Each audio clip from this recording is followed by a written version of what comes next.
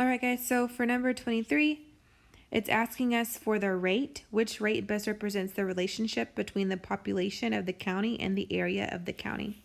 So what we should have did here was we needed to divide, right? Because that's what helps us find the unit rate, and we're trying to find what it would be, or how many residents would be per mile, right? So whenever I solve this problem and I divide 9,350 divided by 425,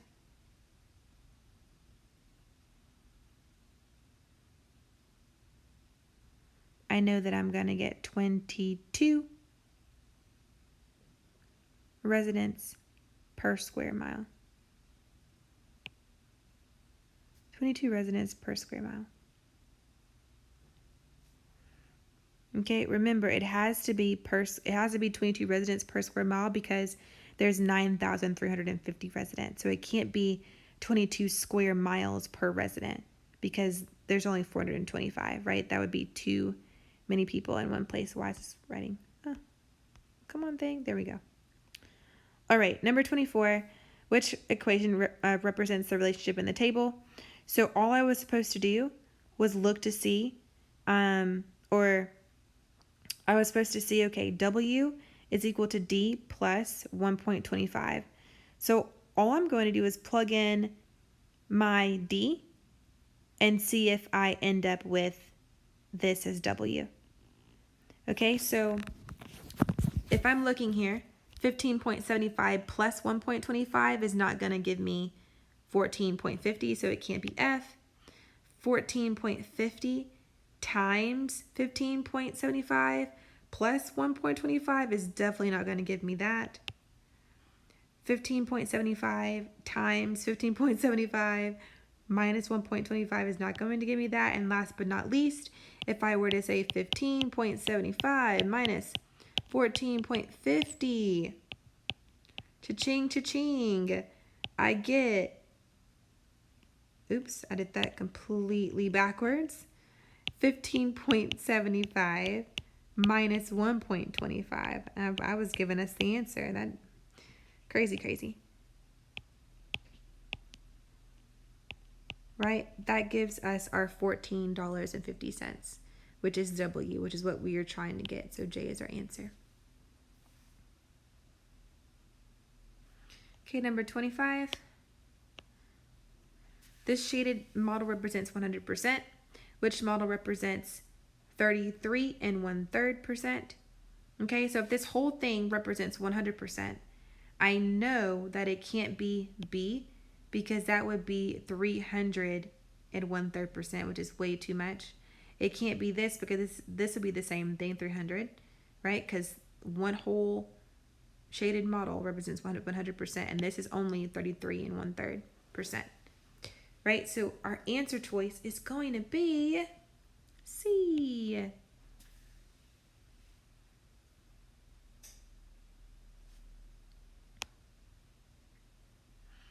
Okay, number 26. Which expression or which equation can be used to find A, the area of a square that has a perimeter of P units? So what we have to do is we have to plug in P for each equation. So if we look at J is 1, so remember the area is 1, so it's saying that 4 is equal to 1. That makes no sense, so that can't be our answer. This says P plus 4 times P plus 4 is going to be equal to the area. So let's check it out. 4 plus 4, right? If I were to plug that in, 4 plus 4 times 4 plus 4, that does not give us 1. It doesn't give us 1, right? So that can't be the answer. If we do here, 4 minus 4, right? 4 minus 4 gives us 0, not 1. So that can be our answer. And so our answer is F, right? If I were to plug in 4 for P, 4 divided by 4 is 1 times 4 divided by 4, which is 1, is going to be equal to our 1, right? So the answer is F. Go and look at number 27. We have a good old stem and leaf plot here.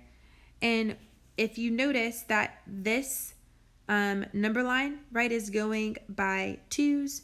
So 16, 18, 20, 22, 24, 26, 28, so on and so forth. And it gives us the key, right? So it says that 2 and 0 is equal to 20 pounds. Okay? So this means here that 1 and 8 is 18 pounds. 1 and 9 is 19 pounds. So if we look at our number line, we see that there are two 18s, which means that I need to look for a stem and leaf plot with two 18s because these two x's are on the 18 line.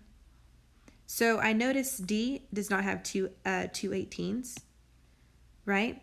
And B does not have two 18s. So I can go ahead and cross those two out. And now I'm looking for a 19 because there's one X in between 18 and 20, which is 19. And so I need to find which stem and leaf plot out of these two have 19, which is only this one, right? So our answer is C.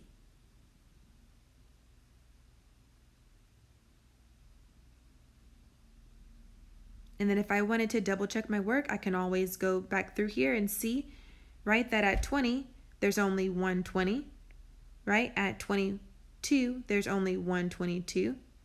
At 26, there's only 126. So this is still a better option for us. This is still the correct answer. But just in case you wanted to double check yourself, you can go down the list and just to make sure what's on your stem and leaf plot. Okay, number 28. A meteorologist at a television station reported that a town received 0.95 inches of rain, which fraction is equivalent to this amount of rain in inches. Remember that in order... Oh, goodness, I'm so sorry. Got to scroll back down. It's probably going to give you guys a headache, but just close your eyes. Okay, so I know that in order to go from decimal to fraction, I look to see where my place value falls. And so 0.95 is 95 hundredths. So I'm going to have 95 over 100. And then I'm going to simplify, right? So I'm going to divide both by 5. So 95 divided by 5 is 19. 100 divided by 5 is what, class? 20. Yay, you were right. Right, so our answer is G. The answer is G.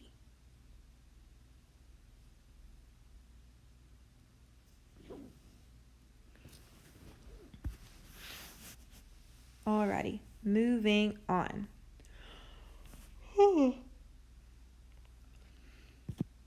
Okay, number 29. So we've had a problem like this before, but they want us to tell them how much more will an elevator technician make than a librarian over 10 years. So we needed to subtract the elevator technician minus our librarian, right? And we get 17493, right? 17,493 when we subtract. And then we had to figure out what it is though over 10 years, which means we divide by 10. Oh, I hate when my pen does that, guys. We divide by 10 and we get 174,930, which is A.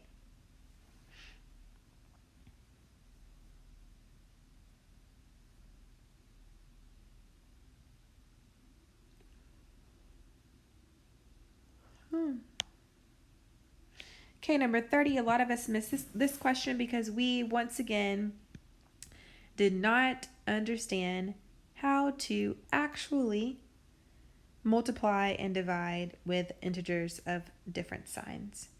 So I know that I need to do my multiplication first, left to right, and -6 times 2 is a -12, plus -8 divided by 4, which is a -2.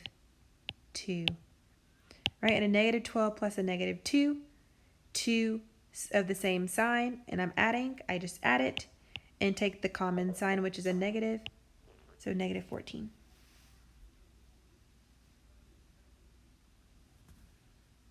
Okay, moving on. which equation has a solution of 2/3 for n. So I basically just needed to plug in 2/3 for n. And so when I plug in 2/3 for n, I can go ahead and start at n minus 1. So 2/3 minus 1 is equal to 1/3. Remember, I have to make sure that this whole number becomes a fraction because I can't subtract fractions from whole numbers. So this becomes a 3, and this becomes a 3 as well. And 2 minus 3 does not give us what we need, right? It gives us a negative 1/3, and that does not equal 1/3. Let's try 16 times 2/3 and see if that equals 24.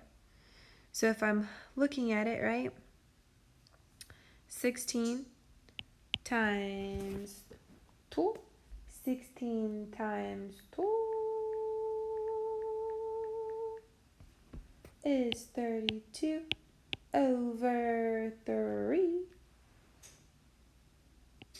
which gives us 10.66, which is not 24. Now we have 15 times 2/3. Let's see if that'll give us our answer. 30/3. And 30 divided by 3 is 10. And that definitely gives us our answer.